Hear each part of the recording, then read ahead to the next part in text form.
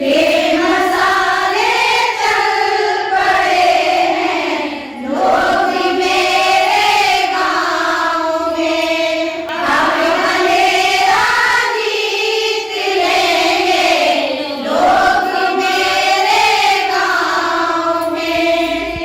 को जीतकर रोशनी की तरफ बढ़ रही उज्जैन जिले की ग्रामीण महिलाएं।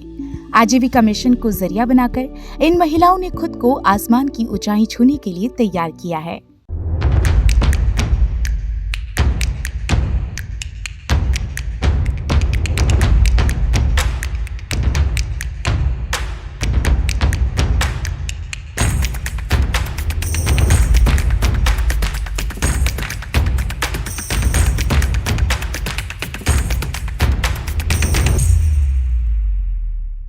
महिदपुर के खेड़ा खजुरिया गांव की महिलाएं मां भवानी स्व सहायता समूह से जुड़कर आत्मविश्वास की नई इबारत लिख रही हैं। तौल, भराई, भंडारण से लगाकर सप्लाई तक ये महिलाएं गेहूं उपार्जन केंद्र की सारी जिम्मेदारियां बखूबी निभा रही हैं। जब से घर से बाहर निकले हैं उसके बाद हमारी आमदनी में भी बहुत फ़ायदा हुआ है और हम निडर होकर हर जगह जा सकते हैं किसी भी काम के लिए। ऐसी झिझक महसूस नहीं होती अब जैसी पहले होती थी। गेलाखेड़ी के नागराज स्व सहायता समूह की इन महिलाओं के हाथों का जायका अब दूर दूर तक पहुंच रहा है। इलाके में इनके हाथों का बना नमकीन इतना मशहूर हो गया है कि इनका नाम ही ब्रांड बन चुका है।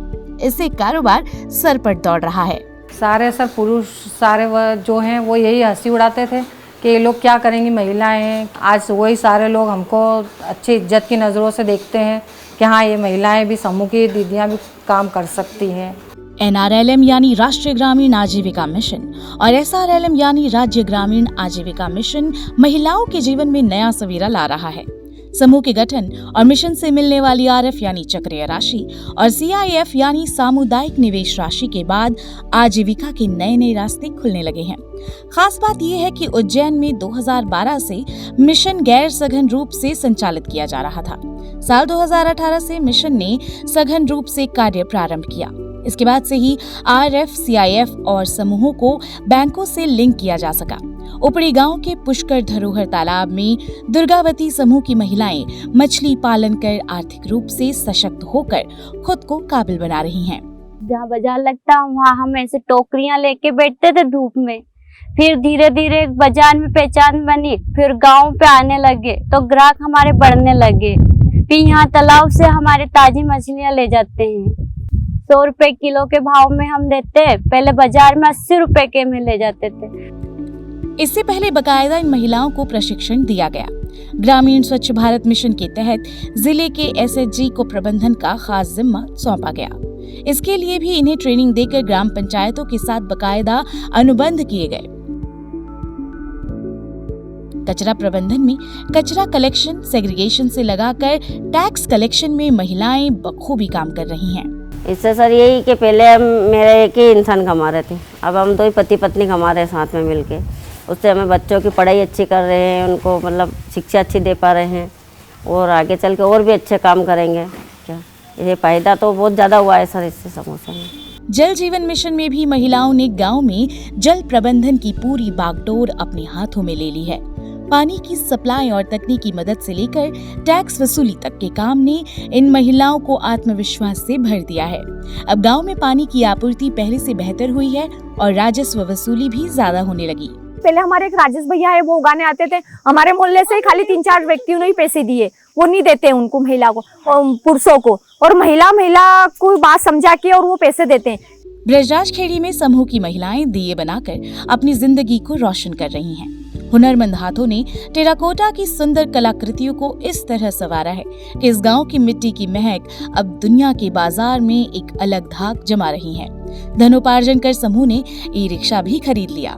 पहले महिलाओं को इधर उधर जाना पड़ता था, बाहर जाना पड़ता था, काम नहीं मिलता था उनको, तो वो यहाँ पर मतलब गांव में ही कारखाना खोल लिया है। उसके लिए वो यहीं पे मतलब 12 महीना यहीं पे काम करती है। वो जिले में बन रहे अमृत सरोवर के किनारों पर पौधारोपण की देखभाल भी स्व सहायता समूह की महिलाएं कर रही हैं। इनसे मिलने वाले उत्पादों का लाभ समूहों को मिल सकेगा। छायन गांव के इस अमृत सरोवर की तरह जिले के कई गांवों में पौधारोपण की ऐसी विहंगम तस्वीरें देखी जा रही हैं। जैविक खेती को बढ़ावा देने के लिए 100 से अधिक कृषि सखियां तैयार की गई हैं। ये कृषि सखियां खुद जैविक कीटनाशक बनाकर महिला किसानों को प्रशिक्षित करती हैं, जिससे उनकी फसल उत्पादन में कम लागत में अधिक मुनाफा होता है।